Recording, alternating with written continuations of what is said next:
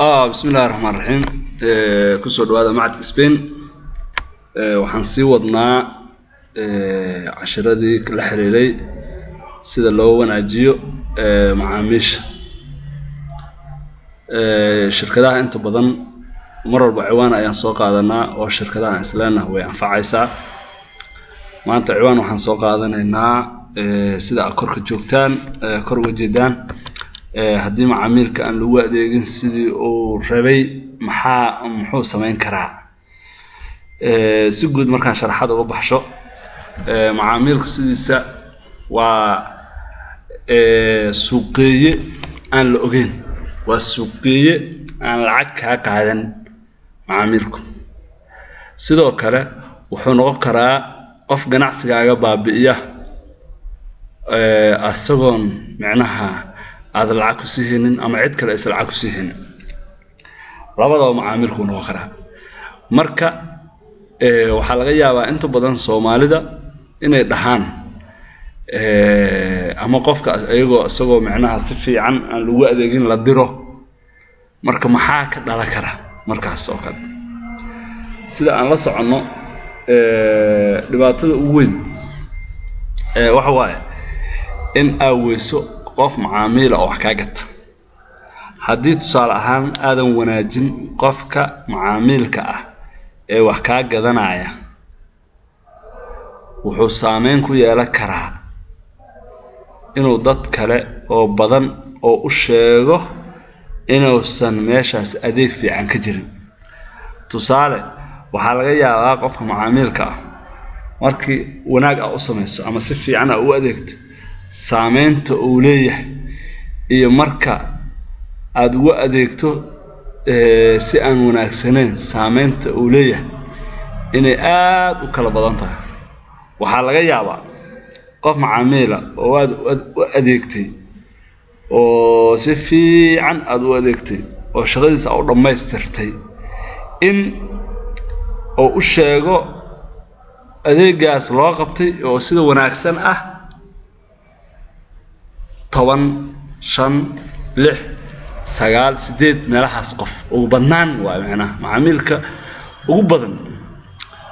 ayaa laga yaabaa inuu yiraahdo ma sha Allah maanta shirkadda shaqo fiican ay qabatay ayada waxa laga soo gato way taas cagsigeeda marka taas ka soo horjeeda hadii macaamilku oo yaani si fiican loogu adeegi waayo oo si uu tuhunsan yahay inaysan fiicnaan loogu adeegay waxa laga yaabaa qofkaas macaamilka ah oo u badan tahay 95% inuu u sheego ilaa 40 qof 50 qof 35 qof 100 marka qaar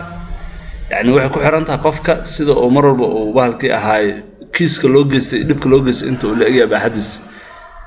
marka tusaale وعاملك سفي عن أول ذيك شنقف وشيء وسعادية ووح قاعدة ولا سلوك هذا أدونك دم بارتان لقى السمية وضم بدنا أدونك سلاسة وذيك شنقف وشيء سفي عن أول ذيك شنقف وشيء سفي عن وما أداء ذيك بغرف وشيء مركا ما كسول ولا بنكرتا علداس وحكروا الأوجادي in ciladaasi ay ganacsigaaga dhulka gali karto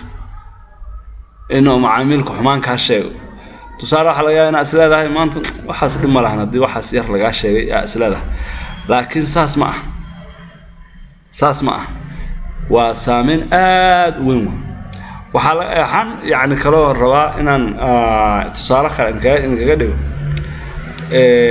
dadka macaamiisha markay shirkadda ka tagayaan dhibaatada ugu weyn oo ay shirkadda uga tagaan waxyaalo badan oo qofku shirkadda uga tagi kara jirto tusaale ahaan qofku inuu dhinto waa laga yaabaa qofka macaamilkaaga inuu dhinto waxa kale dhici karta qof macaamilka inuu guuro oo meeshaadii area-da uu ka guuro tusaale ahaan asagoo Soomaaliya deganaa ay wuxuu u guuri karaa Ethiopia ama Kenya ama wadamo ka shisheeye oo u guuri karaa يعني وجوء معاملك أو كجوء ذيكاس وحكر الله يابا إن ترتن درن هذا سوق خجله أو سامين يركوياش أسجنا waa laga yaabaa waxaa kaloo laga yaabaa dad asxaabtiisa ah oo friends ah ama asxaab ma laha Soomaalida asxaab dhahan inay saameeyaanna waa laga yaabaa laakiin waxyaalahaas oo dhan waxaa kaloo laga yaabaa price inuu ka saameeyo oo qiimaha waxoogaa inuu uusan awoodin oo macaamiil jabkiisa jilcayna oo yahay laga yaabaa waxyaalahaas oo dhan laakiin waxyaalahaas oo dhan marka la isku soo dardaro 20% kama dhama waxaa la xaqiijiyay in marka uu yaraato 67 ilaa 70% macaamiishu sababta ay uga tagaan shirkadaha inay tahay macaamiil xumo ka dhalatay sida loogu adeego hatta quality-ga shayga maahan product-ga oo bahalka qaabku yahay maahan product-ga qaabku yahay maahan waxa soo dhan ma ah waxa looga tagaya wax waaye macaamiil xumo marka haddaba maanta insha Allah waxaan jecelnahay inaan tusaalooyinkaas iyo intaas aan ku soo gabagabeeyno waxaa la rabaa marka qof kasta oo macaamiil oo xaruntaada soo gala in la wanaajiyo hadduu rabo xagato hadduu rabo gadan si hadhow macaamiil kale oo kaaga saameynin wa mahadsantiin. Assalaamu calaykum.